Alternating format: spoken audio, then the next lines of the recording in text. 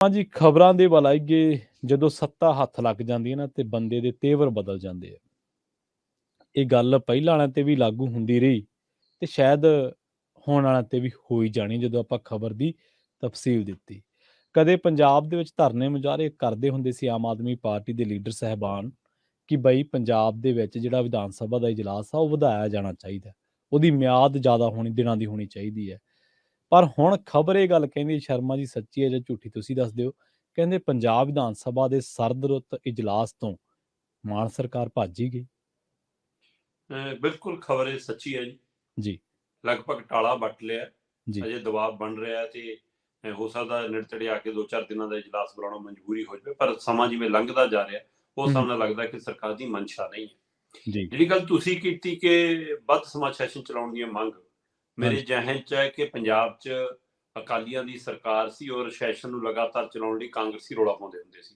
ਹਾਂਜੀ ਵਿਧਾਨ ਸਭਾ ਦੇ ਅੰਦਰ ਵੀ ਰਾਤਾਂ ਕੱਟੀਆਂ ਇਹਨਾਂ ਨੇ, ਬਹੁਤ ਡਰਾਮੇ ਕੀਤੇ ਹੈ ਨਾ, ਬਿਲਕੁਲ ਗੱਡਾ ਲਿਆ, ਕਦੇ ਕੁਛ ਲਿਆ, ਮੋਟਰਸਾਈਕਲ ਲਿਆਂਦਾ ਜਾਂ ਟਰੱਕ ਹੈ ਜੀ, ਹੈ ਨਾ ਇਹ। ਹੂੰ ਤੇ ਉਸ ਤੋਂ ਬਾਅਦ ਸਰਕਾਰ ਕੈਪਟਨ ਦੀ ਆ ਗਈ, ਫਿਰ ਚੰਨੀ ਦਾ ਦੌਰ ਆ ਗਿਆ, ਫਿਰ ਅਕਾਲੀ ਇਹ ਮੁੱਦੇ ਤੇ ਧਰਨੇ ਵੀ ਲਾਉਣ ਲੱਗੇ, ਬਾਹਰ ਵੀ ਬੈਠਣ ਲੱਗੇ ਕਿ ਦੇਖੋ ਜੀ ਸੈਸ਼ਨ ਨਹੀਂ ਚਲਾਉਂਦੇ, ਪੂਰਾ ਭੱਜ ਰਹੇ ਨੇ ਜੀ ਮਾਮਲਿਆਂ ਤੋਂ, ਬਹਿਸ ਤੋਂ ਭੱਜ ਰਹੇ। ਹੂੰ ਸੋ ਇਸ ਲਈ ਇਹ ਗੱਲ ਦਰੁਸਤ ਹੈ ਕਿ ਜਿਹੜੀ ਤੇਰੇ ਸੱਤਾ 'ਚ ਆ ਜਾਂਦੀ ਹੈ ਫਿਰ ਉਹਨੂੰ ਨਸ਼ਾ ਵੀ ਚੜ੍ਹਦਾ ਤੇ ਉਹ ਲੋਕ ਮੁੱਦਿਆਂ ਤੋਂ ਭੱਜਦੀ ਵੀ ਹੈ। ਜੀ ਤੇ ਹੁਣ ਇਸ ਤੋਂ ਕੋਈ ਵੀ ਵੱਖਰਾਪਣ ਮੈਨੂੰ ਨਜ਼ਰ ਨਹੀਂ ਆ ਰਿਹਾ ਨਵੀਂ ਬਣੀ ਸਰਕਾਰ 'ਚ ਜਾਂ ਬਦਲਾਅ ਵਾਲੀ ਸਰਕਾਰ ਜਾਂ ਆਮ ਆਦਮੀ ਪਾਰਟੀ ਦੀ ਸਰਕਾਰ 'ਚ।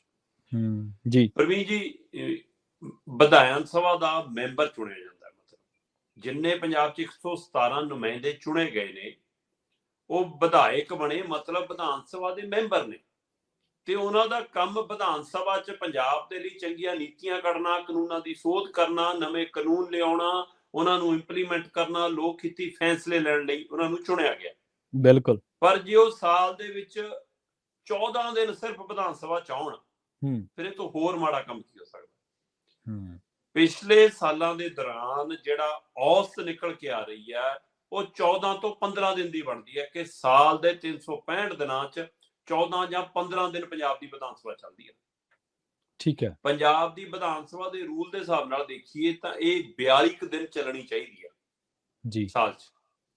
ਤੇ ਜਿਹੜੇ ਸਾਡੇ ਮਤਲਬ ਲੋਕ ਸਭਾ ਦੇ ਸਪੀਕਰ ਨੇ ਉਹਨਾਂ ਦੇ ਹਵਾਲੇ ਨਾਲ ਜੇਕਰ ਮੈਂ ਗੱਲ ਕਰਾਂ ਤਾਂ ਉਹ ਕਹਿੰਦੇ 60 ਤੋਂ 62 ਦਿਨ ਇਹ ਮਿਆਦ ਹੋਣੀ ਚਾਹੀਦੀ ਹੈ। ਪੰਜਾਬ ਦੀਆਂ ਕੁਝ ਸੁਹਿਰਦ ਧਿਰਾਂ, ਪੰਜਾਬ ਦੇ ਕੁਝ ਨੁਮਾਇੰਦੇ ਇਸ ਗੱਲ ਲਈ ਜ਼ੋਰ ਪਾਉਂਦੇ ਰਹੇ ਨੇ ਕਿ ਪੰਜਾਬ ਵਿਧਾਨ ਸਭਾ ਸਾਲ 'ਚ 100 ਦਿਨ ਚੱਲਣੀ ਚਾਹੀਦੀ ਹੈ, 90 ਦਿਨ ਤੱਕ ਘੱਟੋ ਘੱਟ ਹੋਣੀ ਚਾਹੀਦੀ ਹੈ, ਨਹੀਂ ਇਸ ਨੂੰ 100 ਤੱਕ ਲਿਜਾਇਆ ਜਾਵੇ। ਜੀ ਬਿਲਕੁਲ ਬਿਲਕੁਲ ਇਸ ਦੀ ਮੰਗ ਰਹੀ ਹੈ, ਪਰ ਇਹ ਔਸਤ 14 ਤੋਂ 15 ਦਿਨਾਂ ਤੋਂ ਆ ਗਈ। ਇਹ ਤੋਂ ਮਾੜੀ ਨਮੋਸ਼ੀ ਹੋਰ ਕੀ ਹੋ ਸਕਦੀ ਹੈ। ਇਸ ਵਾਰ ਦੇਸ਼ ਦੇ ਬਾਕੀ ਸੂਬਿਆਂ ਦੇ ਵਿੱਚ ਸਰਦ-ਰੁੱਤ ਸੈਸ਼ਨ ਚੱਲ ਰਿਹਾ ਜੀ, ਖਾਸ ਕਰ ਆਪਾਂ ਗਵਾਂਢੀ ਸੂਬੇ ਦੀ ਗੱਲ ਕਰ ਲਈਏ, ਆਪਾਂ ਕੱਲ ਵੀ ਗੱਲ ਕਰਕੇ ਹਟੇ ਹਾਂ ਹਰਿਆਣੇ ਦੀ। ਹਾਂਜੀ ਕੀਤੀ ਕਿ ਹਰਿਆਣੇ 'ਚ ਜਿਵੇਂ ਮੁੱਦੇ ਉੱਠ ਰਹੇ ਨੇ, ਖਿੱਚੋਤਾਣ ਚੱਲ ਰਹੀ ਆ, ਤਾਨੇ ਮਿਹਣੇ ਚੱਲ ਰਹੇ ਨੇ, ਤਾਂ ਲੋਕ ਮੁੱਦਿਆਂ ਦੇ ਮੰਥਨ ਤਾਂ ਹੁੰਦਾ ਨਾ। ਜੇ ਤੁਸੀਂ ਦਹੀਂ ਰਿੜਕੋਗੇ ਤਾਂ ਹੀ ਉਹਦੇ ਵਿੱਚੋਂ ਲੱਸੀ ਵੀ ਨਿਕਲੂ ਭਾਈ, ਮੱਖਣ ਵੀ ਨਿਕਲੂ। ਹਾਂਜੀ ਹਾਂਜੀ ਬਿਲਕੁਲ ਜੇ ਰਿੜਕਣਾ ਹੀ ਨਹੀਂਗਾ ਕੁਛ ਫਿਰ ਤਾਂ ਉਹ ਦਹੀਂ ਵੀ ਖਰਾਬ ਹੋ ਜਾਊ। ਸੋ ਇਸ ਲਈ ਜਿਹੜੇ ਕੰਮ ਲਈ ਤੁਹਾਨੂੰ ਚੁਣਿਆ, ਜੇਕਰ ਤੁਸੀਂ ਉਹੀ ਕੰਮ ਨਹੀਂ ਕਰਨਾ ਫਿਰ ਅਸੀਂ ਕੀ ਕਰਨਾ? ਤੁਹਾਡੇ ਮੀਟਿੰਗਾਂ ਤੋਂ ਕੀ ਕਰਨਾ ਸੀ, ਤੁਹਾਡੇ ਫੇਰੀਆਂ ਤੋਂ ਕੀ ਕਰਨਾ ਸੀ, ਤੁਹਾਡੇ ਬਿਆਨਾਂ ਤੋਂ? ਡਿਬੇਟ ਦੇ ਉੱਤੇ ਤਾਂ ਚੱਲਣਾ ਨਹੀਂ ਕੰਮ ਜੀ। ਸੋ ਇਸ ਲਈ ਪੂਰੀ ਤਰ੍ਹਾਂ ਨਾਲ ਆਮ ਆਦਮੀ ਪਾਰਟੀ ਦੀ ਸਰਕਾਰ ਇਸ ਵਾਰ ਸਰਦ-ਰੁੱਤ ਇਜਲਾਸ ਤੋਂ ਟਾਲਾ ਵੱਟ ਰਹੀ ਹੈ। ਇਹ ਸੋਚਦੀ ਹੈ ਕਿ ਸਿੱਧਾ ਬਜਟ ਸੈਸ਼ਨ ਤੇ ਜਾਈਏ। ਸਾਲ 'ਚ ਲਗਭਗ 3 ਸੈਸ਼ਨ ਜਿਹੜੇ ਮਤਲਬ ਪੱਕੇ ਨੇ, ਉਹਦੇ ਵਿੱਚ ਜਿਵੇਂ ਬਜਟ ਸੈਸ਼ਨ ਜਿਹੜਾ ਮਤਲਬ ਜਿਵੇਂ ਫਿਕਸ ਹੈ ਕਿ ਉਹਦੇ ਵਿੱਚ ਅਗਲੇ ਸਾਲ ਲਈ ਹਰ ਸਾਲ ਹੀ ਬਜਟ ਤੈਅ ਕਰਨਾ ਹੁੰਦਾ। ਫਿਰ 2 ਸੈਸ਼ਨ ਨੇ, ਜਿਹੜਾ ਸਾਡਾ ਇੱਕ ਸਰਦ-ਰੁੱਤ ਸੈਸ਼ਨ ਹੈ, ਇੱਕ ਮਾਨਸੂਨ ਸੈਸ਼ਨ ਹੈ। ਹਾਂਜੀ 2 ਹੀ ਹੈ। ਸੋ ਇਸ ਹਵਾਲੇ ਨਾਲ 3 ਸੈਸ਼ਨ ਹੁੰਦੇ ਨਹੀਂ। ਅਚੇਚੇ ਕਈ ਵਾਰ ਵਿਸ਼ੇਸ਼ ਤੌਰ ਤੇ ਕੋਈ 1 ਦਿਨ ਲਈ, 2 ਦਿਨ ਲਈ ਜਾਂ ਕਿਸੇ ਖਾਸ ਮੁੱਦੇ ਤੇ ਬੁਲਾ ਲਿਆ ਜਾਵੇ, ਉਹ ਵੱਖਰਾ ਪਹਿਲੂ ਹੈ। ਸੋ ਇਹ 3 ਸੈਸ਼ਨਾਂ ਦੇ ਵਿੱਚੋਂ ਹੁਣ ਸਰਦ-ਰੁੱਤ ਸੈਸ਼ਨ ਨੂੰ ਇਸ ਵਾਰ ਮਾਨ ਸਰਕਾਰ ਮੰਨਫੀ ਕਰਕੇ ਚੱਲ ਰਹੀ ਹੈ। ਉਹਨੇ ਅੰਦਰ ਖਾਤੇ ਤੈਅ ਕਰ ਲਿਆ ਕਿ ਆਪਾਂ ਬੁਲਾਉਣਾ ਹੀ ਨਹੀਂ, ਆਪਾਂ ਸਿੱਧਾ ਬਜਟ ਸੈਸ਼ਨ ਤੇ ਜਾਵਾਂਗੇ। ਅੱਛਾ, ਕਾਰਨ ਉਹਦਾ ਸਿੱਧਾ ਕਿ ਲਤੀਫਪੁਰ ਇਹਨਾਂ ਦੀ ਗਲੇ ਦੀ ਹੱਡੀ ਬਣ ਗਿਆ। ਜੀਰਾ ਸ਼ਰਾਬ ਫੈਕਟਰੀ ਮਾਮਲਾ ਇਹਨਾਂ ਨੂੰ ਭੱਜਣ ਨੂੰ ਥਾਂ ਨਹੀਂ ਦੇ ਰਿਹਾ ਕਿਸੇ ਪਾਸੇ ਨੂੰ, ਕਿ ਕਿੱਧਰ ਨੂੰ ਭੱਜੀਏ, ਰਾਹ ਨਹੀਂ ਦਿਖਦਾ ਕਿਤੇ ਹੈ। ਇਸੇ ਤਰ੍ਹਾਂ ਬਰਗਾੜੀ ਬਹਿਬਲ ਕਲਾਂ ਬੇਅਦਬੀ ਕਾਂਡ ਦੇ ਮਾਮਲੇ ਚੱਲ ਰਿਹਾ ਧਰਨਾ, ਉਸ ਮਾਮਲੇ ਦੇ ਵਿੱਚ ਇਹ ਬੁਰੀ ਤਰ੍ਹਾਂ ਘਿਰੇ ਨੇ ਕਿ ਉੱਥੇ ਅਸੀਂ ਕੀ ਜਵਾਬ ਦੇਵਾਂਗੇ, ਉੱਥੇ ਜਾ ਕੇ ਅਸੀਂ ਸਮਾਂ ਮੰਗਦੇ ਰਹੇ।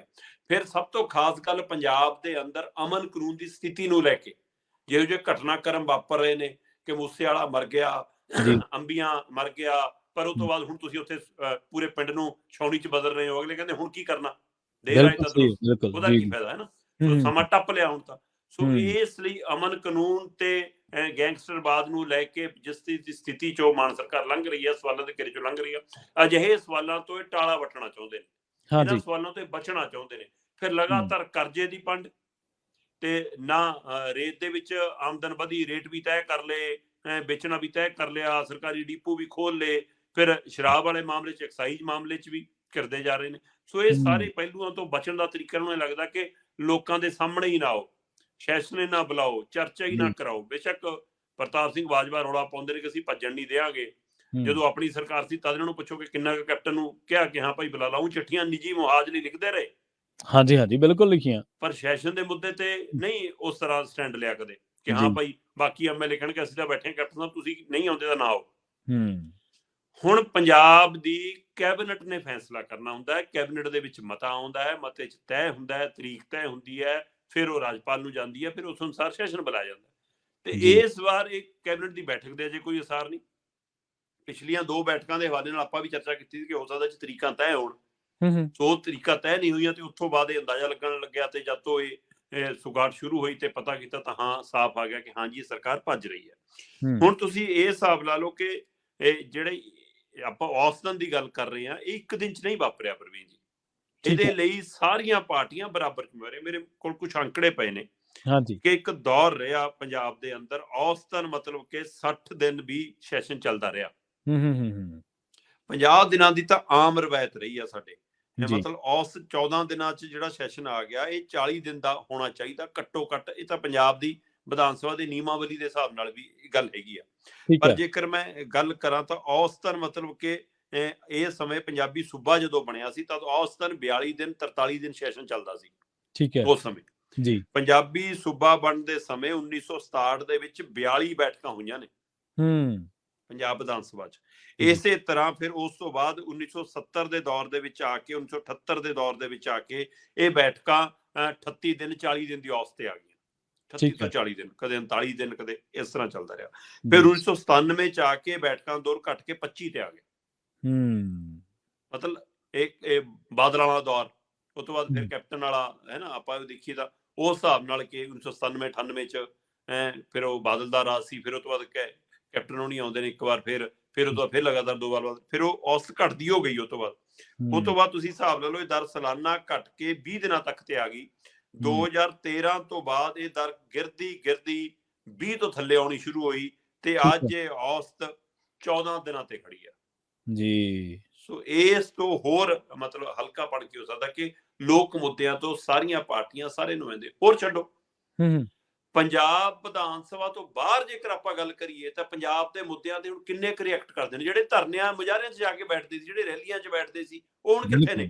ਬਿਲਕੁਲ, ਬਿਲਕੁਲ, ਜੀ, ਇਸ ਮੌਕੇ 117 ਦੇ ਵਿੱਚੋਂ 70 ਦੇ ਕਰੀਬ ਐਮਐਲਏ ਉਹ ਨੇ ਜਿਹੜੇ ਗ੍ਰੈਜੂਏਟ ਜਾਂ ਉਹ ਤੋਂ ਉੱਪਰ ਦੀ ਡਿਗਰੀ ਹਾਸਲ ਕੀਤੇ ਹੋਏ ਨੇ।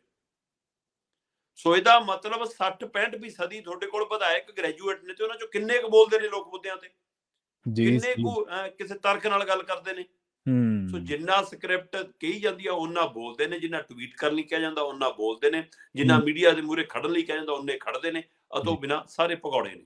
ਜੀ, ਸੋ ਨਾ ਸੱਤਾਧਾਰੀ ਧਿਰ ਆਪਣੀ ਭੂਮਿਕਾ ਸਹੀ ਨਿਭਾ ਰਹੀ ਆ, ਨਾ ਵਿਰੋਧੀ ਧਿਰ ਕਿਤੇ ਲੱਭਦੀਆਂ ਨੇ। ਸਾਰਿਆਂ ਦੇ ਆਪਣੇ ਆਪਣੇ ਨਿੱਜ ਮਸਲੇ ਪਏ ਨੇ। ਰਾਜਾ ਵੜਿੰਗ ਨੂੰ ਆਪਣੀ ਕੁਰਸੀ ਦਾ ਫਿਕਰ ਪੈ ਗਿਆ। ਜੀ, ਨਵਜੋਤ ਸਿੱਧੂ ਦੇ ਆਉਣ ਤੋਂ ਬਾਅਦ ਉਧਰ ਜੇਲ੍ਹ ਕਨੀ ਨੂੰ ਗੇੜਿਆਂ ਦੇ ਕਈਆਂ ਨੇ ਗੇੜੇ ਵਧਾਤੇ ਤੇ ਇੱਧਰ ਮਾਨ ਸਾਹਿਬ ਕਹਿੰਦੇ ਕਿ ਹਾਂ ਐਂ ਘੁੰਮ ਫਿਰ ਕੇ ਸਾਰ ਲਓ, ਇੱਧਰ ਉੱਧਰ ਦੀਆਂ ਗੱਲਾਂ ਕਰਕੇ ਸਾਰ ਲਓ। ਕਦੇ ਮੋਦੀ ਜੀ ਕੋਲ ਜਾ ਆਓ, ਕਦੇ ਗੁਰੂ ਘਰ ਜਾ ਆਓ, ਕਦੇ ਕਿਸੇ ਮੀਟਿੰਗ 'ਚ ਜਾ ਆਓ, ਤੇ ਕਦੇ ਸੈਲਫੀਆਂ ਖਿਚਾ ਲਓ। ਜੇ ਬਚ ਹੁੰਦਾ ਤਾਂ ਲੋਕ ਮੁੱਦਿਆਂ ਤੋਂ ਬਚ ਲਓ। ਇਸ ਲਈ ਮਾਨ ਸਰਕਾਰ ਸਰਦੁਰ ਤੇ ਇਜਲਾਸ ਤੋਂ ਸਿੱਧੀ ਭੱਜਦੀ ਨਜ਼ਰ ਆ ਰਹੀ ਹੈ। ਹਾਂਜੀ, ਬਿਲਕੁਲ, ਮਾਨ ਸਾਹਿਬ ਗੱਲ ਮੂੰਹ ਆਈ ਬਾਤ ਨਾ ਰਹਿੰਦੀ ਹੈ। ਵੈਸੇ ਤਾਂ ਕਹਿੰਦੇ ਆ ਸਿਆਣੇ, ਇਨਕਲਾਬ ਕਹਿਣ ਨਾਲ ਇਨਕਲਾਬ ਨਹੀਂ ਆਉਂਦਾ, ਇਨਕਲਾਬ ਲਿਆਉਣਾ ਪੈਂਦਾ ਹੈ। ਇਨਕਲਾਬ ਲੋਕਾਂ ਨਾਲ ਸਾਂਝਾ ਕਰਨਾ ਪੈਂਦਾ, ਇਨਕਲਾਬ ਮਹਿਸੂਸ ਕਰਾਉਣਾ ਪੈਂਦਾ। ਹੁਣ ਬਹੁਤੇ ਲੋਕ ਕਹਿਣਗੇ ਜੀ ਪਿਛਲੇ 70 ਸਾਲਾਂ ਵਾਲਿਆਂ ਨੂੰ ਪੁੱਛ ਲਓ।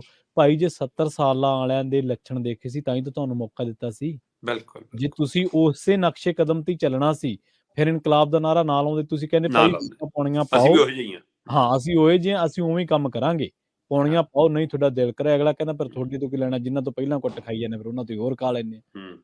ਸੋ ਕੈਂਸਰ ਟ੍ਰੇਨ ਚੱਲਦੀ ਸੀ ਪਹਿਲਾਂ ਆਪਣੇ ਸ਼ਰਮਾ ਜੀ ਜਦੋਂ ਮਾਨ ਸਾਹਿਬ ਪਾਰਲੀਮੈਂਟ 'ਚ ਗੂੰਜਦੇ ਹੁੰਦੇ ਸੀ। ਜੀਰੇ ਮੋਰਚਾ ਇਹ ਜਿਹਾ ਲੱਗਿਆ ਵੀ ਕੈਂਸਰ ਟ੍ਰੇਨ ਨੂੰ ਵੀ ਬ੍ਰੇਕਾਂ ਲੱਗ ਗਈਆਂ। ਬਿਲਕੁਲ ਜੀ।